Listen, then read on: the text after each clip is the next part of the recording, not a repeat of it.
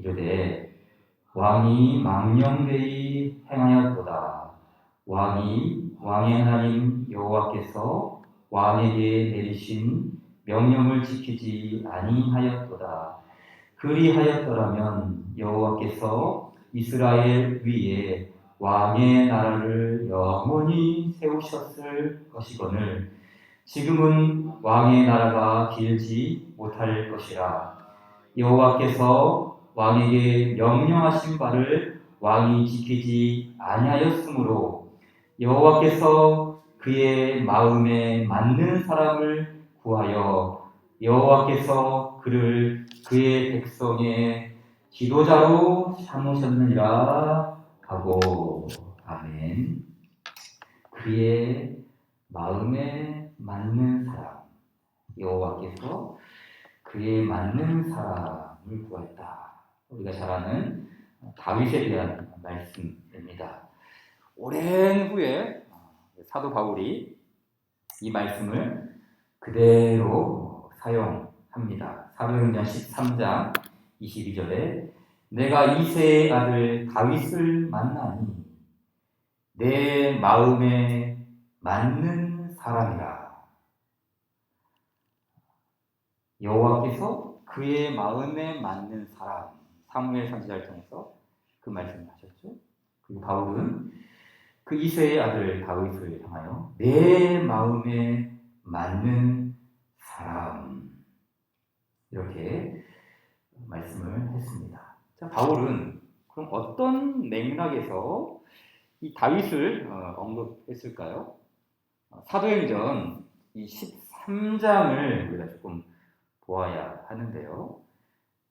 뜬금없이 바울이 이 다윗을 이렇게 여호와 하나님의 마음에 맞는 사람이라 라고 했던 분명한 이유가 있겠죠. 자, 이 사도행전 13장의 맥락을 보면 바울은 이 누구에게 이 13장에서 복음을 전하고 있습니까? 하나님을 모르는 이방인이 아니라 하나님을 잘 알고 있는 사람들입니다. 그래서 이 사도행전 13장은 제1차 선교여행을 중심으로 해서 비시디아 안디옥이라는 바로 그 지역에서 복음을 전하는데 이방인들이 아니라 이미 하나님을 알고 있는 사람들, 그리고 여호와 하나님을 경외하는 이 사람들에게 지금 이 복음을 전하고 있는 것이죠.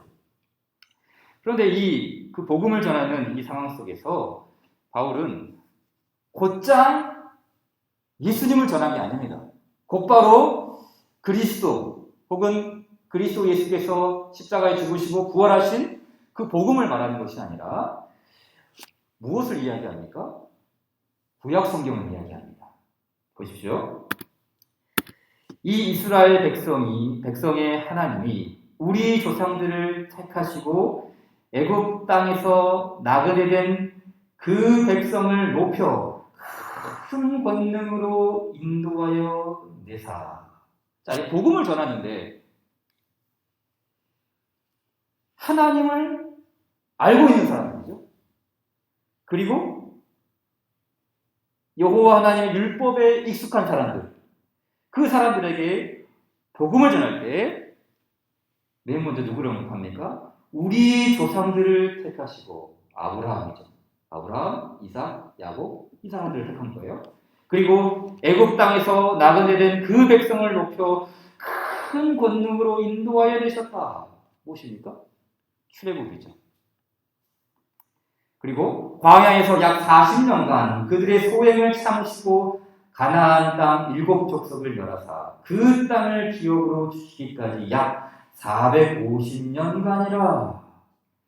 바울은 지금 이 짧은 말씀 속에 모세오경을 요약했습니다. 즉 구약 성경을 일종의 우리가 지금까지 배웠던 드라마로 요약한 거, 드라마. 그 하나님을 알고 있는 이스라엘 백성들에게, 예수님은 잘 모르지만 구약 성경을 잘 알고 있는 이스라엘 사람들에게 아브라함 이야기를 하시고 출애굽 이야기를 하고 민수기, 신명기, 여호수아 이야기를 하면서 그 구속의 드라마를 지금 말하고 있는 것이죠. 자, 계속해서 보십시오. 그 후에 선지자 사무엘 때까지 사사를 주셨더니 그 후에 그들이 왕을 구하거늘 하나님이 베냐민 지파 사람 기스의 아들 사울을 40년간 주셨다가 패하시고 다윗을 왕으로 세우시고 증언하여 이르시되 내가 이새의 아들 다윗을 만나니 내 마음에 맞는 사람이라 내 뜻을 다 이루리라 하시더니 하나님이 약속하신 대로 이 사람의 후손에서 이스라엘을 위하여 구주를 세우셨으니 곧 예수라. 바울의 목적은 예수님이었어요. 예수님을 증거하는 게 바울의 목적이었죠. 구약을 잘 알고 있는 사람들에게 예수님을 전하고 싶었습니다. 그런데 그 사람들이 알고 있는 구약 성경과 바울이 알고 있는 구약 성경은 달랐습니다. 바울은 구약 성경을 어떻게 이해했습니까? 하나님의 구원의 드라마였어요. 그래서 아브라함, 우리 조상들 이야기로부터 시작해서 아브라함, 출애굽, 사사, 사무엘, 왕정시대 계속해서 이어가다가 다윗에서부터 바로 예수님으로 넘어갑니다. 하나님의 구원 드라마였죠. 아브라함으로부터 시작된 이스라엘 역사가 예수님으로 이어지는 구원의 이야기로 설명한 것입니다. 그래서 이 사도행전 13장의 순서를 보면 다음과 같은 순서로 진행이 됩니다. 아까 보았듯이 우리 조상들 아브라함, 야곱, 이삭 이런 사람들이죠. 그리고 출애굽, 그 다음 광야 생활이 나왔어요. 그리고 땅을 얻었죠. 그리고 그 땅에서 사사들의 통치 기간을 다룬 다음에 왕조 이야기를 하죠. 그 다음 다윗을 언급한 다음에 곧장 예수님으로 연결합니다. 그렇죠? 23절에 이 사람의 후손 다윗이죠. 이스라엘을 위하여 구주를 세우셨으니 곧 예수라. 바울은 다윗에서 그리고 바로 예수님으로 연결합니다. 왜냐하면 예수님은 하나님이 약속하신 다윗의 자손이고 그리고 메시아이기 때문입니다. 그래서 이제 이 바울이 전한 그 복음의 핵심, 이 바울이 전한 복음의 핵심에는 항상 무엇이 나옵니까? 다윗의 자손 예수 그리스도예요. 자, 로마서 말씀 보십시오. 이 복음은 하나님이 선지자들을 통하여 그의 아들에 관하여 성경에 미리 약속하신 것이라. 그의 아들에 관하여 말하면 육신으로는 다윗의 혈통에서 나셨고 디모데후서 2장 8절에도 내가 전한 복음대로 다윗의 씨로 죽은 자 가운데서 다시 살아나신 예수 그리스도를 기억하라. 이 다윗이 자리 잡고 있는 그 바울의 복음 안에는 항상 예수 그리스도는 다윗의 씨, 다윗의 후손으로 언급이 됩니다. 이렇듯 다윗은 중요합니다. 구원의 드라마에서 이 다윗이라는 한 사람이 차지하는 역할이 굉장히 중요하죠. 단순히 다윗이 훌륭한 업적을 이루었기 때문에 중요한 것만이 아니라 이 다윗은 하나님의 약속을 성취하는 그런 역할을 맡았기 때문에 더욱 중요했던 것이죠. 그래서 다윗은 하나님의 마음에 맞는 사람, 여호와의 마음에 맞는 사람이었어요. 이 마음에 맞다라는 이 표현은 우리 동양적인 의미에서는 심리적인 게 굉장히 강하죠. 어떤 감정의 상태, 내가 마음에 흡족해하고, 내가 좋아하고, 내가 내 마음에 꼭 맞는 어떤 그런 감정적인 상태를 일컫습니다. 그러나 이 마음에 맞는 사람이라는 본래 이 히브리적 의미는 역할과 관련이 있어요. 역할. 즉 다윗이 하는 역할이 아주 특별하다는 뜻입니다. 하나님께서 그 다윗을 사용하시고 그 다윗을 부르시는데 그 다윗의 역할이 아주 특별했기에 하나님의 마음에 맞는 사람이었다는 것이죠. 자, 우리가 성경을 잘 아니까 떠올려 보십시오. 다윗이 출현하기까지 이 이스라엘의 역사는, 그 전의 역사는 어땠습니까? 말 그대로 아비규환이었죠. 영적인 아비규환이 아니었습니까? 가나안 땅에 들어가기까지 얼마나 많은 불신앙과 배도와 변덕이 많았습니까? 또 약속의 땅에 들어가서도 자기 소견에 옳은 대로 행했습니다. 무질서, 무정부 상태, 혼미함이 가득했습니다. 또 인간이 요구한 사울왕은 또 어떻습니까? 하나님을 인정하지 않았습니다. 그러나 다윗은 달랐습니다. 여호와의 마음에 맞는 사람이었습니다. 다시 말해 하나님의 계획과 뜻을 수행하는 왕의 역할을 한다는 거예요. 그러니까 이전까지 하지 못했던 그 일을 이제 이 다윗이 그 역할을 해낸다는 뜻이죠. 그래서 이와 같은 역할을 이제 다윗이 하고, 또 이런 비슷한 표현이 이사야서 말씀 보게 되면 우리가 잘 아는 그 고레스라는 왕이 나오죠. 페르시아 고레스 왕을 향해 선지자는 이렇게 말하죠. 고레스에 대하여는 이르기를 내 목자라 그가 나의 모든 기쁨을 성취하리라. 나의 모든 기쁨을 성취하리라. 이것을 세번역 성경에서는 나의 뜻을 모두 네가 이룰 것이다. 바로 이게 내 마음에 맞는 사람이다. 내 마음에 맞는 사람. 주께서 예정하시고 계획하신 그 모든 뜻을 이루는 사람. 그것이 바로 내 마음에 맞는 사람이다. 라는 뜻이죠.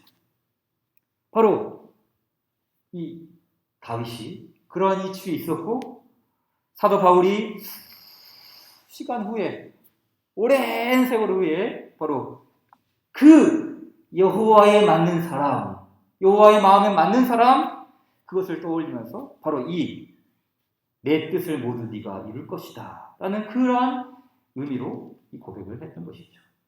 그러기에 바울은 다윗을 언급했지만 사실은 다윗을 말하는 것이 아니라 예수님을 핵심으로 삼았습니다.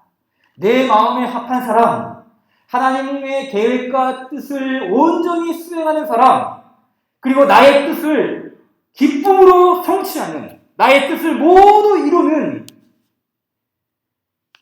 그 다윗을 징검다리 삼아 예수님을 연결합니다. 나의 뜻을 모두 이룰 것이다. 라는 그 여호와의 마음에 합한 사람 다윗을 다리 삼아 예수 그리스도로 연결해 나가는 것. 예수님이야말로 여호와의 마음에 합한 사람, 하나님의 뜻과 계획을 수행하는 왕, 그리고 여호와 하나님의 뜻을 이루는 하나님의 아들이었기 때문이죠. 그래서 바울은 그 예수 그리스도를 전하기 위해 다윗을 가져와, 다윗은 여호와의 마음에 맞는 사람이었는데 그 다윗이 여호와께서 계획하신 뜻과 일을 다 수행하였듯이 그리스도가 바로 여호와의 마음에 맞는 진정한 우리의 왕이다. 그 고백을 가르치기 위해 바로 이 말씀을 사용한 것이죠.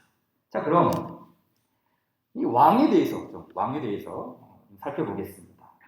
잘 알고 있듯이 이 왕의 통치는 하나님께서 원하셨던 일이 아니었습니다.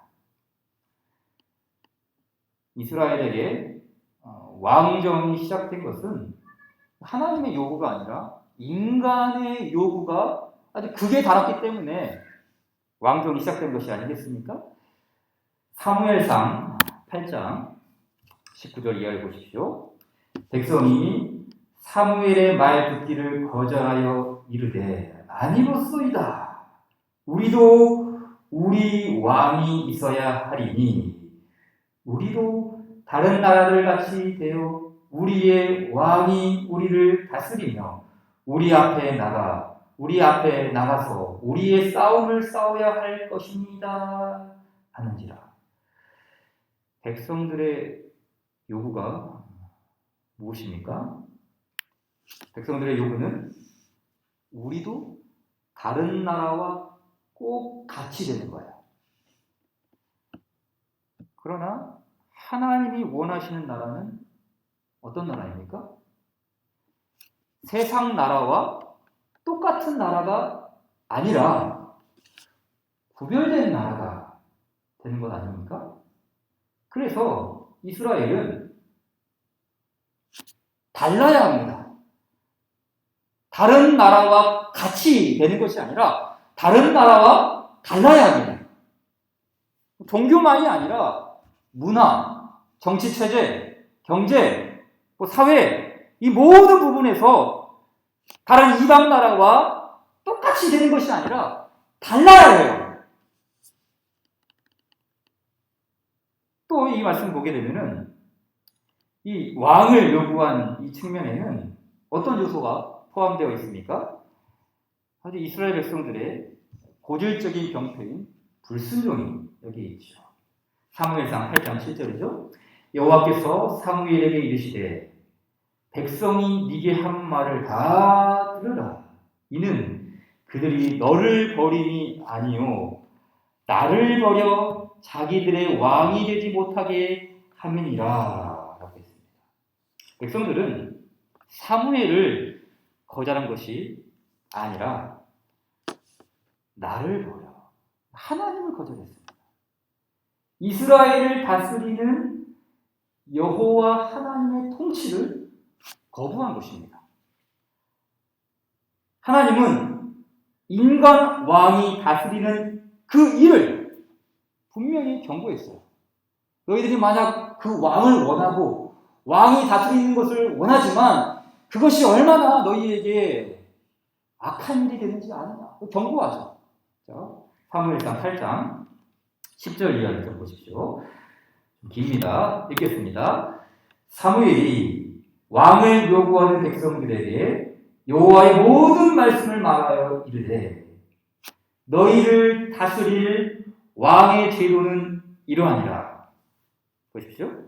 그가 너희 아들들을 데려다가 그의 병거와 말을 어게하게 하리니 그들이 그 병거 앞에서 달릴 것이며 그가 또 너희의 아들들을 천부장과 50부장을 삼을 것이며 자기 밭을 갈게 하고 자기 추수를 하게 할 것이며 자기 무기와 병거의 장비도 만들게 할 것이며 그가 또 너희의 딸들을 데려다가 향료 만드는 자와 요리하는 자와 떡 굽는 자로 삼을 것이며 그가 또 너희의 밭과 포도원과 감람원에서 제일 좋은 것을 가져다가 자기의 신하들에게 줄 것이며 그가 또 너희의 곡식과 포도원 소산의 11조를 거두어 자기의 관리와 신하에게 줄 것이며 그가 또 너희의 노비와 가장 아름다운 소년과 나귀를 끌어다가 자기 일을 시킬 것이며 너희의 양떼의 10분의 1을 거두어 가리니 너희가 그의 종이 될 것이라. 왕을 두고 한 말이죠. 그날에 너희는 너희가 택한 왕으로 말미암아 부르짖을 것이다. 그러나 그날에 여호와께서 너희에게 응답하지 아니하시리라. 이처럼 이스라엘을 왕이 다스린다. 겉보기에는 뭔가 있어 보이고 아주 좋은 측면 같았지만 하나님은 백성들에게 이게 유익이 되지 않았음을 아셨습니다. 그리고 사무엘 선지자를 통해 경고하시죠. 그들은 끝까지 왕을 주장합니다. 그리고 실제로 이 여호와 하나님의 경고가 솔로몬 때에 실현이 되죠. 아주 무거운 무게와 정갈 채찍으로 백성들이 끔찍한 힘든 일을 당하게 됩니다. 자, 그럼에도 이런 경고가 있었음에도 불구하고 이스라엘은 왕을 요구했습니다. 그리고 결과적으로 보게 되면 이 이스라엘의 왕정은 실패합니다. 실패했어요. 정치적으로도 실패하고 이 왕 정치가 실패한 것이죠. 더 나아가 영적으로도 왕이 다스리는 이 나라 이스라엘 나라가 멸망했습니다. 이 악한 왕들, 하나님을 떠난 왕들 섬기지 않았죠. 이 모든 일들을 다 아시는 하나님께서는 이 백성들의 요구를 허락하십니다. 받아주셨어요. 굉장히 유익하지 않은 것을 아셨지만, 그리고 마침내는 그 왕정이 실패할 것을 아셨지만, 하나님은 뜯어 말리지 않고, 끝까지 말리지 않고, 그냥 수용하시죠. 허락하시죠.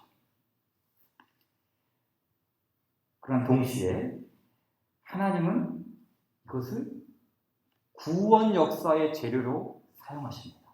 이 왕이라는 정치체제가 굉장히 좋지 않은 일이고, 백성들에게 유익하지 않고, 오히려 폐만 끼치는 그런 일들을 할 것이지만, 하나님께서는 악을 선으로 바꾸시는 그 하나님께서는 이 인간 왕정의 실패를 장차 오게 될 그리스도의 왕권으로 성공시켜버리죠.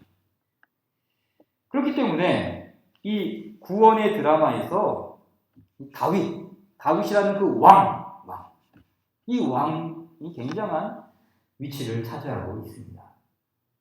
특별히 이 다윗과 하나님과의 맺은 그 언약, 이 다윗 언약이라고 하죠.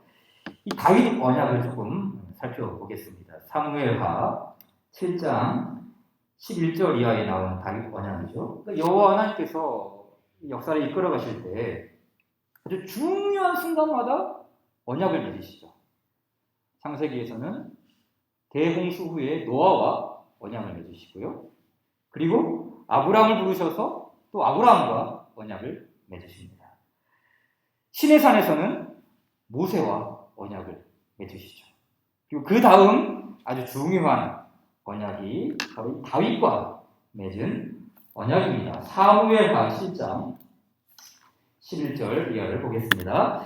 여호와가 11절 중반 이하입니다. 여호와가 또 네게 이르노니 여호와가 너를 위하여 집을 짓고 내 수완이 차서 내 조상들과 함께 누울 때에 내가 네 몸에서 날 내 씨를 내 뒤에 세워 그의 나라를 견고하게 하리라. 그는 내 이름을 위하여 집을 건축할 것이요 나는 그의 나라 왕위를 영원히 견고하게 하리라. 나는 그에게 아버지가 되고 그는 내게 아들이 되리니 그가 만일 죄를 범하면 내가 사람의 매와 인생의 채찍으로 징계하려니와 내가 네 앞에서 물러나게 한 사울에게서 내 은총을 빼앗은 것처럼 그에게서 빼앗지는 아니하리라. 내 집과 내 나라가 내 앞에서 영원히 보존되고 네 왕위가 영원히 견고하리라 하셨다 하라. 이 다윗 언약을 보게 되면은 크게 네 가지의 내용이 나옵니다. 첫째는 이 이스라엘 왕은 다윗의 자손 중에서 나옵니다. 그렇죠? 내가 네 몸에서 너의 씨, 다윗의 후손에게서 왕이 나오는 것이죠. 적통성을 이어가는 것입니다. 그리고 다윗의 후손의 첫 번째 왕은 솔로몬으로부터 시작이 됩니다. 여호와 하나님께서 다윗의 집을 세워가시는 거예요. 여호와께서 집을 세워가세요. 다윗과 솔로몬은 여호와의 집을 세우기 원했고 여호와의 집을 건축하기 원했죠. 그러나 하나님은 오히려 다윗의 집을 세워가십니다. 이게 첫 번째 언약의 특징이죠. 두 번째는 무엇입니까? 다윗의 후손은 하나님의 아들이 됩니다. 그렇죠? 나는 그에게 아버지가 되고 그는 내게 아들이 되겠다. 이스라엘의 왕이 될 다윗의 아들들이 하나님의 아들이 되는 거예요. 하나님의 아들이 된다는 것은 신적인 존재가 된다는 뜻이 아니라 관계죠, 관계. 아버지와 자녀와의 관계, 아버지와 아들, 딸의 관계처럼 이렇게 다윗의 후손을 통해서 나타나게 될 그 왕들은 아버지와 아들의 관계처럼 이렇게 끈끈한 관계를 맺는다는 뜻입니다. 이 두 번째 언약의 특징이죠. 세 번째 언약의 특징은 무엇입니까? 바로 이 아버지와 아들의 관계는 사랑과 순종의 관계로 엮어져야 한다는 뜻이죠. 그가 만일 죄를 범하면 내가 사람의 매와 인생 채찍으로 진리하겠다라고 하시죠. 아버지는 아들에게 자비와 사랑을 신실하게 베풀지만 그 아들 역시 사랑과 순종으로 그 아버지를 경외해야 합니다. 이것이 없을 때 사람의 매와 인생의 채찍으로 징계하겠다라고 하시죠.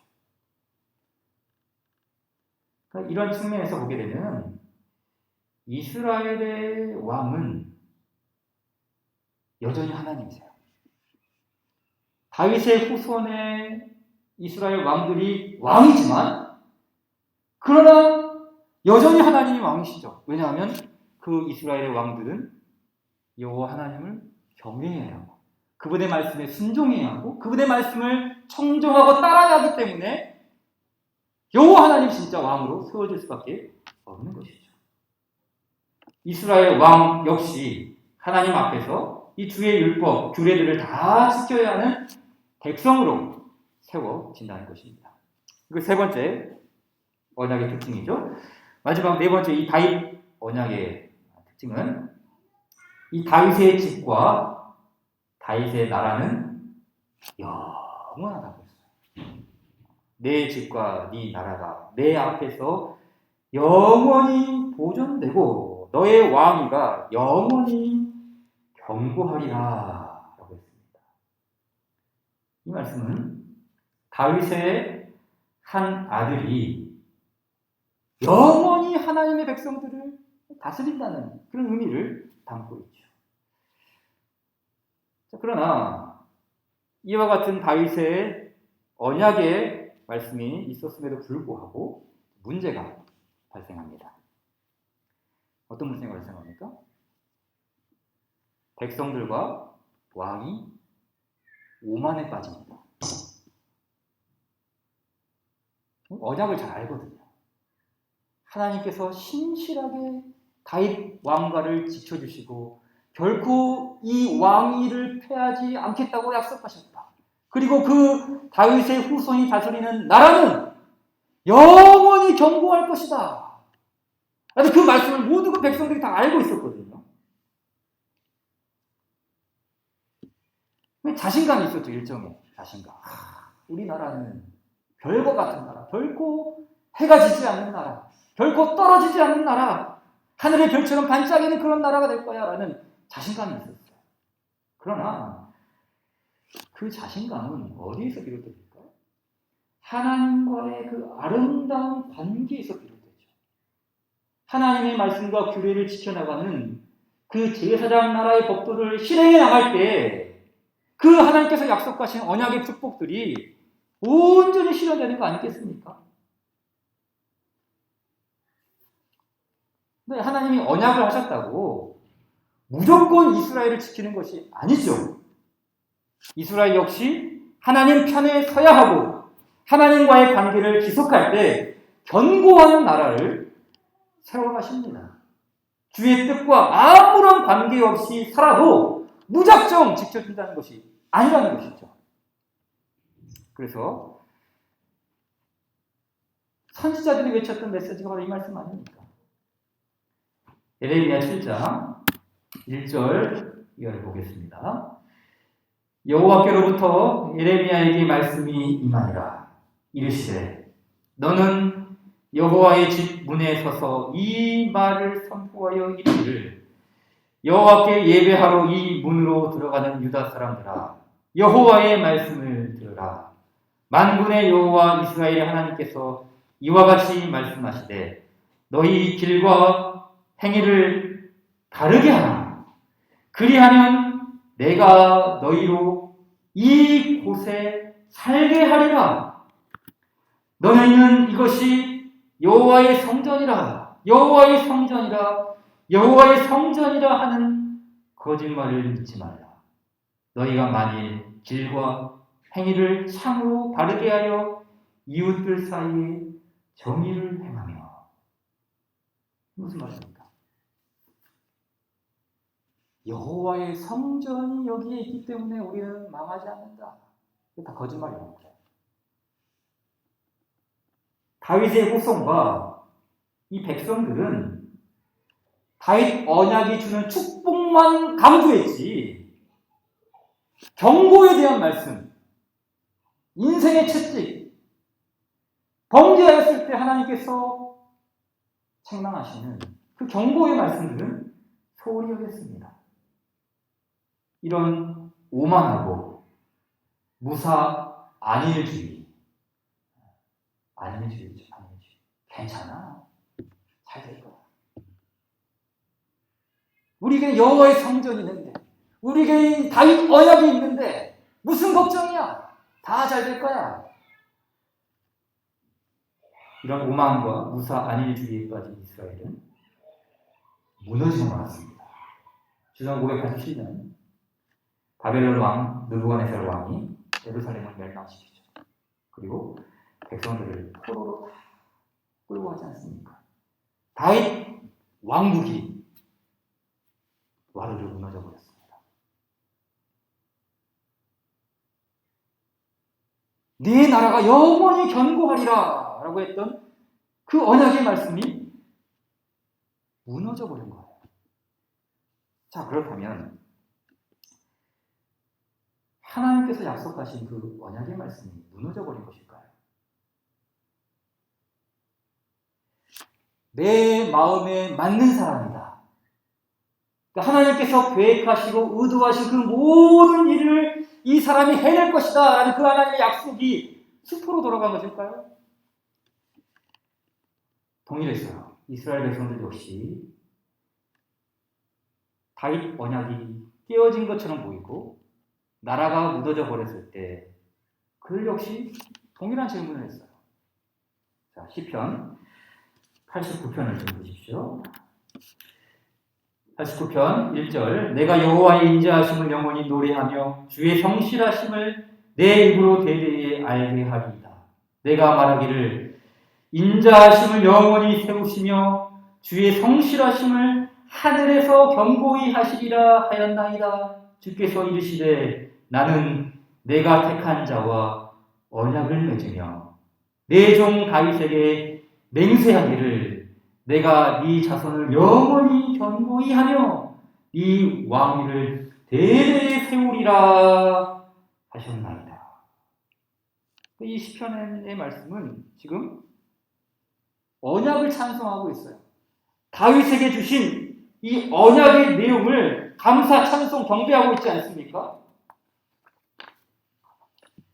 그러나 이 언약이 파기되어 버렸어요. 백성과 다윗의 왕권이 무너지고 말았습니다. 그래서 쭉 내려와서 시편 89편 38절 이해하세요. 그러나 주께서 주의 기름 부음 받은 자에게 노하사 물리치셔서 버리셨으며 주의 종의 언약을 미워하사 그의 관을 땅에 던져 욕되게 하셨으며 그의 모든 울타리를 파괴하시며 그 요새를 무너뜨리셨습니다. 그 언약의 내용을 너무나도 감사히 여기고 찬송하며 경배했지만 결국은 그 이스라엘의 범죄와 잘못으로 말미암아 모든 것이 무너져 내렸습니다. 라고 갑자기 분위기를 바꾸죠.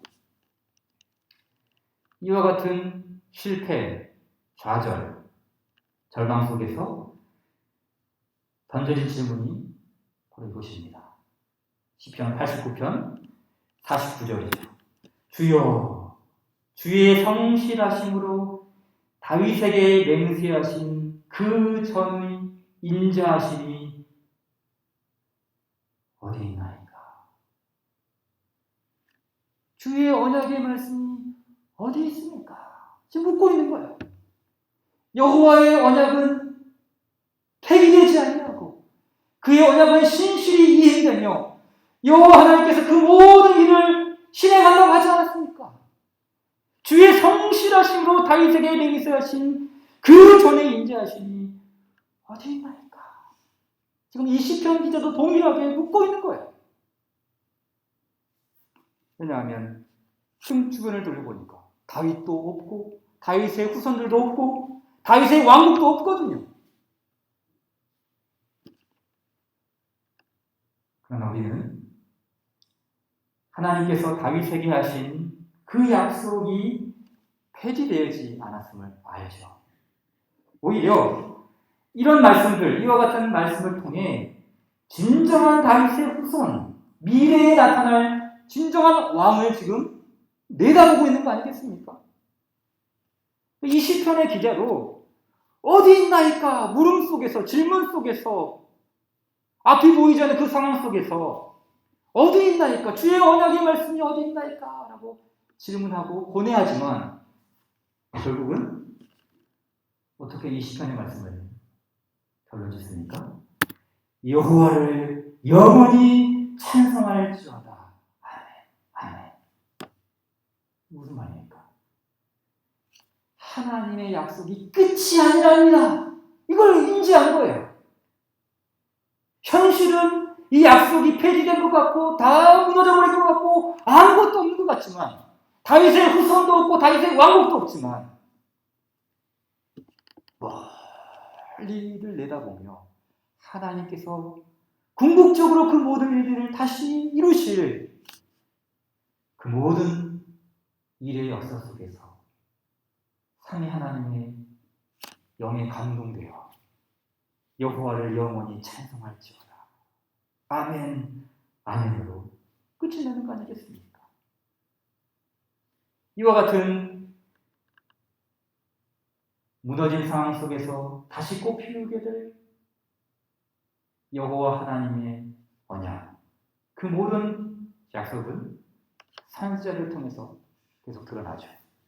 에레미야 25장, 23장 5절 이하의 말씀이죠. 여호와의 말씀이니라. 보라, 때가 이르리니 내가 다윗에게 한 의로운 가지를 일으킬 것이라. 그가 왕이 되어 지혜롭게 다스리며 세상에서 정의와 공의를 행할 것이며 그의 날에 유다는 구원을 받겠고 이스라엘은 평안히 살 것이며 그의 이름은 여호와 우리의 공의와 일컬음을 받으리라. 선지자를 통하여 계시되어진 이 언약을 이루실 다윗의 후손, 내 마음에 합한 사람, 그 모든 계획과 하나님의 의도를 이룰 그 다윗의 후손이 바로 다양한 선지자들의 말씀을 통해서 비춰지죠.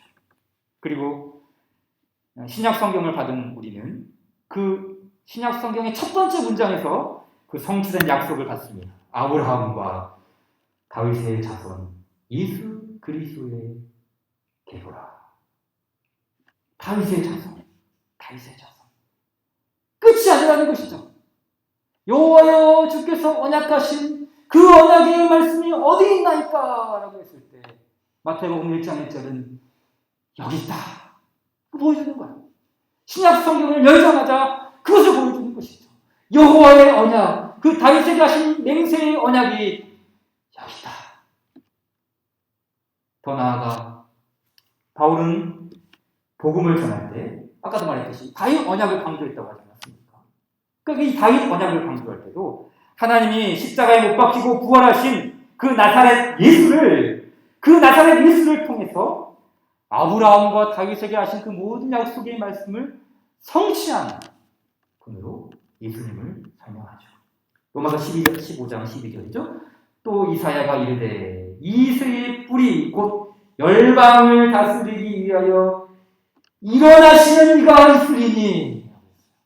그 이사야 선지자의 말씀을 바울이 가져왔어. 바로 그 다윗의 후손은 이새의 뿌리, 곧 열방을 다스리기 위하여 일어나신 분이시다. 일어나신 분이시다. 열방이 그에게 소망을 두리라. 그 아브라함에게 했던 그 모든 민족, 모든 족속, 모든 열방이 그에게 소망을 두리라. 예수님을 소망하는 말씀이 아니겠습니까? 그렇기 때문에 이 예수님은 다윗의 후손이지만 다윗보다 더 위대한 후손이죠. 다윗 역시 자신의 후손에게 입맞추고 경배해야 할 미약한 인간 왕이었다는 것이죠. 왜냐하면 예수님은 부활하사 모든 세상을 통치하시는 하나님의 독생자, 그리스도, 메시아, 예수님이기 때문입니다. 마태복음 28장 18절이죠. 예수께서 나와 말씀하여 이르시되 하늘과 땅의 모든 권세를 내게 주셨으니 부활하신 그리스도께서 왕으로 좌정하시는 날입니다. 왕으로 선포되고 부활하신 그리스도께서 하늘과 땅의 모든 권세를 아버지로부터 부여받아 하늘 승천하신 그리스도께서 그 모든 왕권을 실행하시는 그 그리스도의 부활. 다윗의 후손, 이 다윗의 씨 예수님은 하늘과 땅의 모든 권세를 받으셨습니다. 모든 나라의 왕이며 모든 우주적인 통치를 시작하셨습니다. 그리고 이 왕이신 예수님은 내가 세상 끝날까지 너희와 항상 함께 있으리라. 영원한 통치, 멈추지 않는 그분의 다스림, 그 나라를 견고히 영원히 세워서 내가 너희의 나라를 영원토록 다스릴 것이다. 그 다윗에게 했던 다윗 언약의 영원한 나라의 다스림을 바로 그리스도 예수, 우리의 왕이신 그리스도를 통해 내가 세상 끝날까지 너희와 항상 함께 있으리라. 이 영원한 통치를 주께서 완성하시고 실현하셨습니다. 하나님의 마음에 합한 예수님, 그분이 우리의 왕이십니다. 찬송하겠습니다. 165장.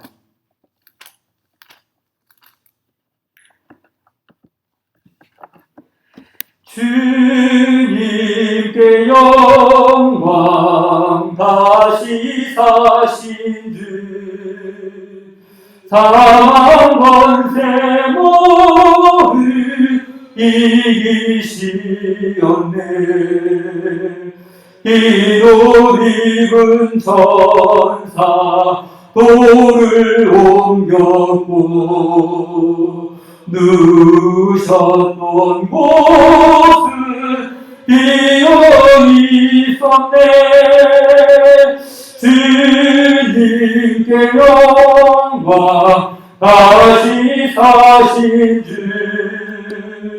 사망 권세 모두 이기시었네. 부활의 주님 나타나시사 두려움과 의심 물리치셨네.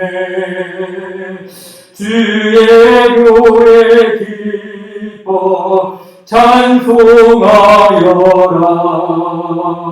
다시 사신 주님 지금 이겼네. 주님께 영광 다시 사신 주 사망 권세 모두 이기시었네.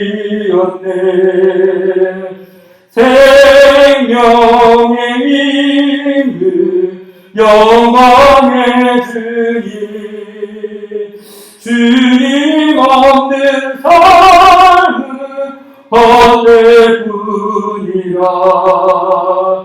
주의 사랑으로 세상 이기고 요단 건너보냐 가게 하소서. 주님께 영광 다시 사신 주 사망 권세 모두 이기시었네.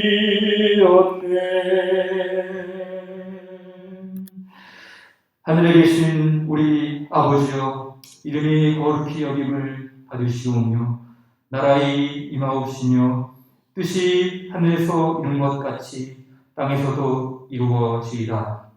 오늘날 우리에게 일용할 양식을 주옵시고 우리가 우리에게 죄 지은 자를 사하여 준 것 같이 우리 죄를 사하여 주옵시고 우리를 시험에 들게 하지 마옵시며 다만 악에서 구하옵소서. 대개 나라와 권세와 영광이 아버지께 영원히 있사옵나이다.